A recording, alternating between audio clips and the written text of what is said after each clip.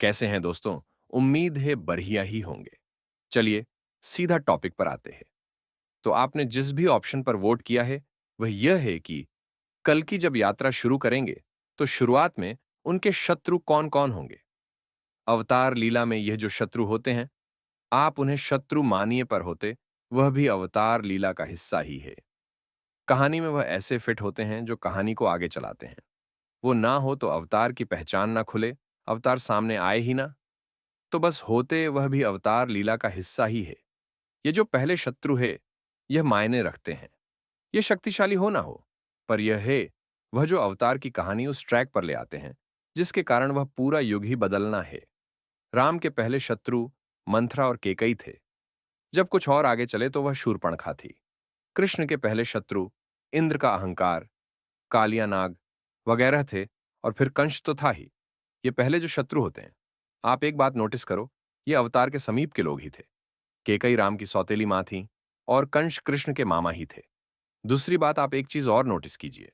ये जो पहले शत्रु थे, उन्हें अवतारों से ऐसा कोई खतरा नहीं था कि वह उन्हें मारने आ रहे थे, उन्हें मानसिक खतरा था। केकई के दिमाग में था कि राम राजा बन जाएंगे तो उनका और उनके पुत्र का बुरा समय आ जाएगा। कंस के दिमाग में यह फिट कर दिया गया था कि कृष्ण जो अभी पैदा भी नहीं हुए, वह उन्हें मार देंगे। अभी राम और कृष्ण खतरा किसी के लिए नहीं है, पर दिमाग में आ गया है कि खतरा है। प्रकृति की कौन सी शक्ति काम कर रही है कि राम और कृष्ण खतरा बने? सरस्वती और माया। देखिए, राम और कृष्ण को समझिए, कल्कि को बहुत समझ पाएंगे। तो राम और कृष्ण पहले खतरा कहां बनते हैं? दिमाग में, बुद्धि में डॉट। अब यहां से क्या होता है? जिनके लिए राम और कृष्ण खतरा बने, उन्होंने राम और कृष्ण के अस्तित्व को खतरे में कर दिया। केकई ने राम को वनवास भिजवा दिया, और कंस ने देवकी वासुदेव को जेल में। कृष्ण को फिर वहां से वृंदावन जाना हुआ। अब जब अवतार के अस्तित्व पर बात आई, तो फिर अवतार ने फिर अपना कर्म शुरू किया। राम वन में चले गए, पर फिर शूरपणखा, फिर रावण और कृष्ण को, कंस को मारना ही हुआ। तो आप ये देखो, बेसिक कहानी एक ही है। वह खतरा थे नहीं, पर वो बुद्धि समय ने ऐसी घुमा दी कि वह खतरा दिखने लग गए, और पहले यह सब कोई समीप का आदमी ही था। कल्कि की कहानी भी ऐसी ही है। वह खतरा होंगे नहीं किसी के लिए, पर समय कुछ चीजें ऐसी घुमा देगा, कुछ बहुत समीप के लोगों को वह खतरा नजर आएंगे। अच्छा, एक बात और है। आप यह नोटिस कीजिए कि राम का वनवास और कृष्ण का अपने माता पिता से अलग हो जाना, सब शुरू भी इन्हीं पहले के शत्रुओं की वजह से हुआ। कल की जो कोई भी है, उनकी भी गुप्त लीला इन्हें पहले के शत्रुओं की वजह से शुरू होगी। मतलब बेसिक सारा सारा वही है। अब क्योंकि गुप्त लीला धरती के किसी कोने में खत्म हो रही होगी और प्रकट लीला शुरू हो रही होगी, तो अब हम इस बात पर ज्यादा बात नहीं करेंगे कि गुप्त लीला किसकी वजह से कैसे शुरू हुई। हम यह समझने की कोशिश करेंगे कि प्रकट लीला चलते समय या प्रकट होने तक कौन कौन शत्रु रहेंगे। और कुछ बताते हैं आपको। रावण साधु का भेष रखकर सीता के पास गया। रावण शास्त्रों का उस समय का सबसे विशाल जानकार था। ऐसे ही कृष्ण के समय कोई पौंड्रक हुआ था, जो आपके आप को असली कृष्ण बताता और असली कृष्ण को नकली। इस बार यह सारा खेल बहुत ही हाई लेवल पर खेला जाएगा।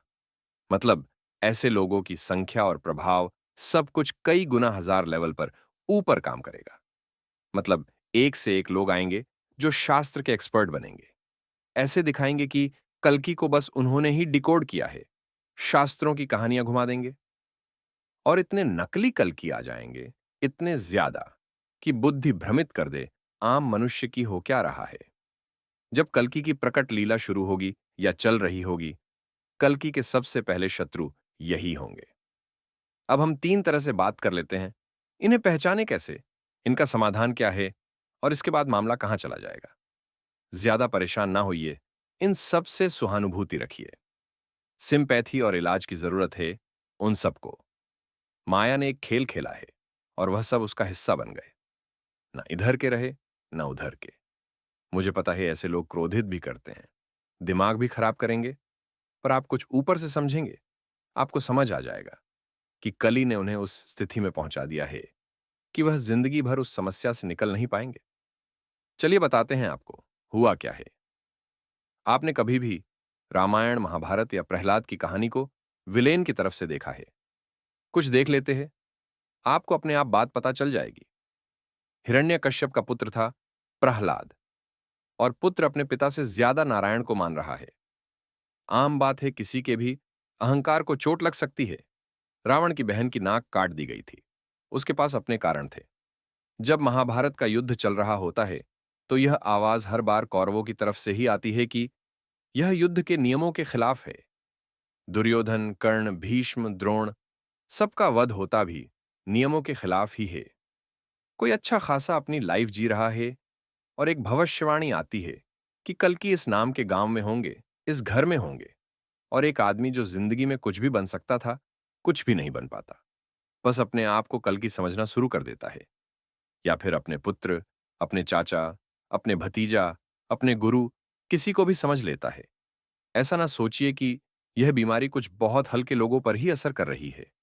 बहुत फंस गए इसके चक्कर में। कई तो जेल में है, पर उनके लोग अभी भी कमेंट करने आते हैं। मैं नाम नहीं लूंगा, अपना विवेक लगा लीजिएगा। भारत के एक बहुत पावरफुल नेता है, उन्हें कल की प्रूफ करने का कैंपेन चला। इतना भारी चला कि टाइम्स ONF इंडिया, जो अखबार है, उसे नोस्ट्राडामस की भविष्यवाणियों में ही कुछ शब्द पलट दिए गए। बाद में उसका फैक्ट चेक हुआ। टाइम्स ONF इंडिया ने वह आर्टिकल हटाया और आजकल वह नेता अपना अस्तित्व बचाते फिर रहे हैं। कम से कम 500 कल्कि या उनके रिश्तेदार तो राघव ने ब्लॉक किए हैं। जो कमेंट पास करता है, आधार कुछ नहीं है, पर कॉन्फिडेंस इतने हाई लेवल का है कि सृष्टि हिला देंगे। कल्कि की जो भविष्यवाणियां हैं, पता नहीं उनकी डिकोडिंग में दिक्कत हुई या फिर उनके कुछ हिस्से इतने सरल है कि किसी को भी इफेक्ट कर जाते हैं। ऐसा नहीं है, जो कली के इस खेल में आ गए वही परेशान है। जो अपने आप को कल्कि का जानकार दिखा रहे हैं, समझ रहे हैं, उस कॉन्फिडेंस में बोल जाते हैं कली सबके साथ खेल रहा है। आपकी उम्र अगर 70 साल है और आपको लगता है कि आपने 70 किताबें स्टडी कर ली और आप कल्कि को समझ जाओगे, और उसी भरोसे पर आप बोलना शुरू कर दो, आप अपनी उम्र की वो स्टेज तक दांव पर लगा रहे हो। अब आपको हो सकता है लगे कि यह कल्कि के शत्रु हैं, पर सत्य बताए नहीं है। वह अपनी ही जिंदगी बर्बाद किए ले रहे हैं और कुछ नहीं। द्वापर युग ने यह कहा प्रकृति से, मैं नारायण को धरती पर आने ही नहीं दूंगा।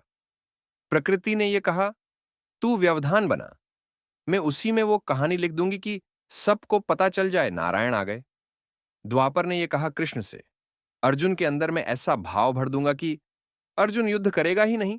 प्रकृति ने यह कहा, द्वापर को तू ऐसा कर, और वही आधार बन जाएगा कि दुनिया को गीता मिल जाए। बस ऐसे ही समझ लीजिए, कली ने यह कहा प्रकृति को, मैं इतने नकली कल्कि पैदा कर दूंगा और इतना नकली ज्ञान बांट दूंगा कि दुनिया असली तक पहुंचने में भ्रमित हो जाए। और जानते हैं प्रकृति ने क्या कहा होगा कली को? प्रकृति ने कहा, तू जितने चाहे नकली कल्कि पैदा कर, जितना चाहे नकली ज्ञान बांट, मैं उन्हें ही आधार बनाकर असली की कहानी पहुंचा दूंगी।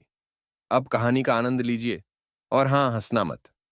ये सब उलझ गए उन लोगों से जो बता रहे थे कलयुग की आयु 4 लाख साल होगी। ऐसा नहीं था कि अच्छे चैनल नहीं थे, आज भी है कुछ, पर बहुत कम, शायद एक या दो, जो कुछ पोस्ट कर रहे हैं। असली खेल तो इन्हीं लोगों ने खेला है। एक तरह से कह लो, प्रकृति ने कली के प्रभाव में रह रहे लोगों से भी अपना काम करवा लिया। तो क्या यह कल्कि के लिए परेशानी बनेंगे? यह बात समझाना कुछ मुश्किल है। सोच रहा हूं कौन सा उदाहरण सही रहेगा। चलिए इसे देखते हैं। महाभारत का युद्ध चल रहा है और किसी को नहीं पता कृष्ण अवतार हैं। हर तरफ भ्रम की स्थिति है। अब मान लीजिए कौरव भी कह रहे हैं हे कि नारायण के अवतार तो हमारे साथ है, और पांडव भी कह रहे हैं कि हमारे साथ हैं, और एक नहीं 8-10 है। अब समस्या यह है कि असली कृष्ण कौन है? हम और आप मान लेते हैं कि अर्जुन को असली कृष्ण ही मिलते हैं। अब कृष्ण चाह रहे हैं कि जब तक यह युद्ध पूरा ना हो जाए, तब तक यह भ्रम की स्थिति बनी ही रहे कि नारायण के अवतार वही है।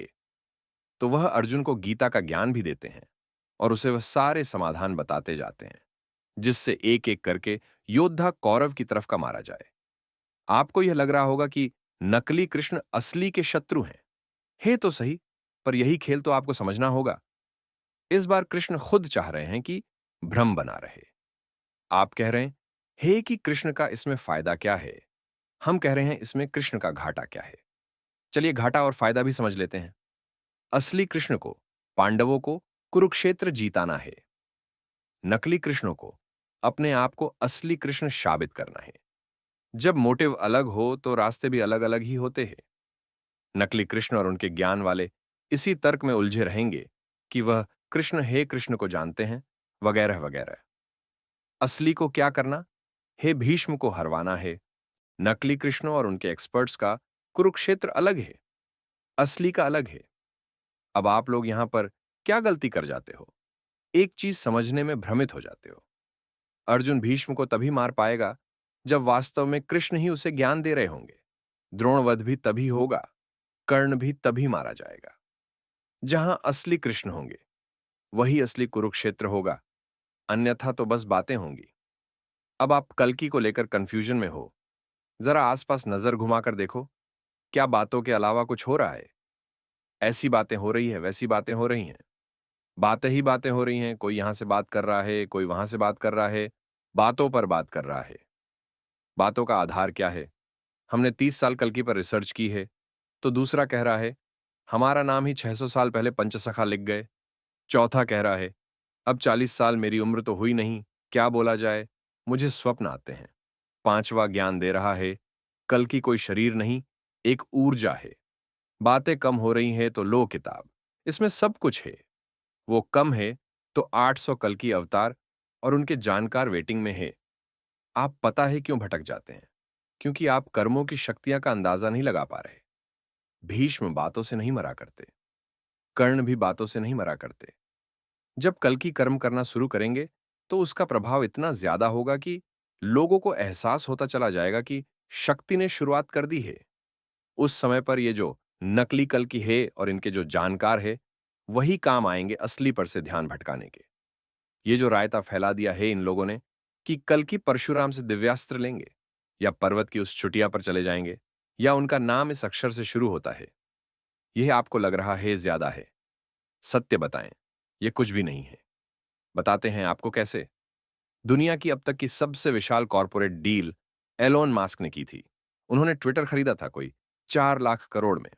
अब आपको पता है उस डील की सबसे जबरदस्त बात क्या थी? वो सारा पैसा एलोन मुस्क ने अपने शेयर्स गिरवी रख कर दिया था। मतलब उसने अकेले अपने दम पर बिना किसी और के सपोर्ट के यह काम किया था। इसका अर्थ एक तरह से यह भी हुआ कि यह जो कॉरपोरेट डील थी, वह एक तरह का बेंचमार्क है जो कोई भी आदमी अपने अकेले की दम पर कर सकता है धरती पर। और कोई अगर करता भी है तो उसके पास फिर पहले से उतना वजूद होगा। अब 2023 ही बात है। मुझे नहीं पता कल की कौन है। मैं तो बस एनर्जी कैच करता हूं। मेरी इस लाइन से परेशान ना होइएगा। मेरा कर्म धर्म है ऐसा बोलना। 2023 शायद शुरू हो रहा होता है। जो भी कल की होते हैं वह 3 प्रतिज्ञा लेते हैं किसी भी वजह से। उसमें से एक प्रतिज्ञा होती है एक 10 लाख करोड़ की डील फाइनल करना। मतलब इस बात को लगभग मेरे ख्याल से 2.5 साल गुजर चुका। जब यह प्रतिज्ञा ली गई थी तो जितना मुझे आभास होता है उसके हिसाब से कोई विवाद हुआ था। उसमें से एक थी यह, और कारण शायद इसके पीछे यह था कि जो इतना विशाल मसला संभाल लेता है वही राजनीतिक मामले कंट्रोल भी कर लेता है। अब देखिए, क्रोध होता है क्रोध ही, चाहे मनुष्य को आए चाहे ईश्वर को। अब जिन्होंने भी वो प्रतिज्ञा ली वो तो लेकर भूल गए। उन्होंने ना उस बात के लिए कुछ किया, ना कोई कदम उठाया, कुछ भी नहीं किया। पर जितना मैं कॉस्मिक वर्ल्ड को समझता हूं, कॉस्मिक वर्ल्ड, परब्रह्म, प्रकृति, कल्कि के शायद इसी कदम का इंतजार कर रहे थे। होता क्या है, कहानी अपने आप घूमती है और घूमती ही चली जाती है। उसी बीच में एआई और दूसरी तीसरी चीजें भी आ जाती हैं। और एक दिन जो भी कल्कि हैं उनके सामने वही डील आ जाती है। कल्कि ने प्रतिज्ञा तो ले ली थी, पर वह उस काम को करने में इंटरेस्टेड नहीं थे। उसका कारण था कि यह जो 10 लाख करोड़ की डील थी, एक्चुअली यह भारत लेफ्ट कीजिए दुनिया में शायद करना संभव नहीं था। आपको कारण बता देते हैं। इतनी विशाल डील करने का मतलब है कुछ तो इतने वजूद का होना। अगर कोई भी बिजनेसमैन दुनिया का यह कहानी लिखेगा तो उसे दूसरे लोगों की जरूरत होगी ही। पर कल्कि के साथ समस्या क्या है? उन्हें इस धरती पर परब्रह्म और प्रकृति के अलावा किसी से भी कोई मटेरियल मतलब है ही नहीं। कहने का अर्थ है वह किसी को भी खुश करने की कोशिश नहीं करते। जो भी है, मुझे नहीं पता कौन है। इतनी विशाल डील के लिए आपको बात वगैरह भी करनी होती है, दूसरों को खुश भी करना होता है। पर कल्कि ने बोला, और प्रकृति और परब्रह्म ने वो डील कल्कि के सामने बनाकर लाकर रख दी। अब कल की मना भी नहीं कर सकते, उन्होंने प्रतिज्ञा ली है। पर अब दिक्कत सामने एक है, इतनी विशाल डील अगर एक ही आदमी अपनी दम पर कर लेता है, तो यह सत्य है कि पूरा सिस्टम ही हिल जाएगा। वह आदमी दुनिया के सबसे पावरफुल पर्सन्स में भी आ जाएगा, सब हो जाएगा। शायद जनता उन्हें कल की भी समझ ले। यहां पर जो शायद शब्द लगा हुआ है ना, उसकी कीमत बहुत है, क्योंकि अगर यह शायद शब्द यहां लगा रहा जाता, तो भी कल्कि को यह डील करने में कोई दिक्कत नहीं होती। यह शायद शब्द यहां रहता नहीं है। उसका कारण है कि यह डील जैसे ही ओपन में आती है, वैसे ही यह 10 लाख सीआरओआर की नहीं रहती। ये इतनी विशाल हो जाती है कि दुनिया के सारे ताकतवर एक तरफ, उनसे 1000 गुना ऊपर कल्कि एक तरफ। ये शायद शब्द वहां रहता नहीं है। जो मैंने आप लोगों को कल्कि की जन्म कुंडली शेयर की है, अगर आप उसे स्टडी करेंगे, तो उसमें कंपनी लिखी हुई है जो पूरी दुनिया का ही पैसा खींच लेती है। यह वही कंपनी है। और हां, यह भी लिखा है, उस कंपनी में कोई और साझेदार नहीं होगा। कल्कि का एक एक कदम सारा कोहरा हटाता जाएगा। और हां, जब वो सामने आएंगे ही, तो फिर नोस्ट्राडामस, कल्कि पुराण, भविष्यमालिका, किस में क्या था क्या नहीं था, कौन उल्लू बना रहा था और कौन गधा, और खुद क्या बन रहा था, आपको सब पता चल जाएगा। कर्म की तलवार बेवजह की बातों की 1000 तलवार से बेहतर है। वह डील फाइनल है, उसमें जरा सा भी न किंतु परंतु नहीं है। पर ब्रह्म और प्रकृति की तरफ से हर बात फाइनल है। बस कल्कि ने ही प्रकट लीला के नाम पर कुछ समय ले लिया होगा कि कुछ दिन और जिंदगी के जी लिए जाए। तो ये जो दुश्मन दिखाई दे रहे हैं ना कल्कि के, ये भी आप देखोगे तो दुश्मन नहीं है। आगे की भी बात आपको बता देता हूं। जैसे मान लो उन्हें पॉलिटिक्स में कुछ फाइनल करना है और आपको लगे उनका कोई आदमी नहीं है। कल्कि के आते ही माहौल बदल जाएगा। बहुत से उनके साथ हो जाएंगे और कुछ अगेंस्ट भी। तो वो सब कोई दिक्कत नहीं होगी उनके लिए। वह होता है ना राजनीति में, हमारा नहीं बना तो बनने तुम्हारा भी नहीं देंगे। कल्कि वो है इस खेल के अंदर जो सबको इस तरह दिखाई देंगे कि अगर ये आ गए, तो फिर उनका शत्रु तो सत्ता में नहीं आ पाएगा। अच्छा, चलते चलते कल्कि के जो भी प्रोजेक्ट्स होंगे, काम होंगे, वह सब उन्होंने रखना शुरू कर दिए होंगे। मुझे नहीं पता कहां, मैं नहीं जनता। आप लोगों के कमेंट्स जब आते हैं ना मेरे पास, देखिए, अच्छे ही आते हैं, बुरे तो सारे राघव हटा देता है, ब्लॉक कर देता है। टेंशन ना लेने की बीमारी है मुझे, बहुत बुरी बीमारी होती है। इसमें आप केवल टेंशन देते हो, लेते नहीं हो। आप भी पाल लो, अच्छी है सेहत के लिए। तो जब आप लोगों के कमेंट आते हैं, आपको ये आध्यात्मिक ज्ञान जो ठीक लगता है ना, जो भी असली कल्कि है, उनका इससे कम से कम 10,000 गुना ऊपर होगा। और आध्यात्मिक लेफ्ट कर दो। जो उनका अपना काम है, वो पर ब्रह्म प्रकृति से डील, वो प्रोजेक्ट जो दुनिया ले लेंगे, वो उनके आध्यात्मिक ज्ञान से भी कहीं बेहतर है। मैं नहीं जानता कल्कि कौन है, बस इतना पता है एक सामान्य मनुष्य है। आप में से भी कोई हो सकता है, और कल्कि को केवल उनके कर्म और शक्तियों से ही पहचाना जा सकता है। चलिए दोस्तों, मिलते हैं अगले वीडियो में।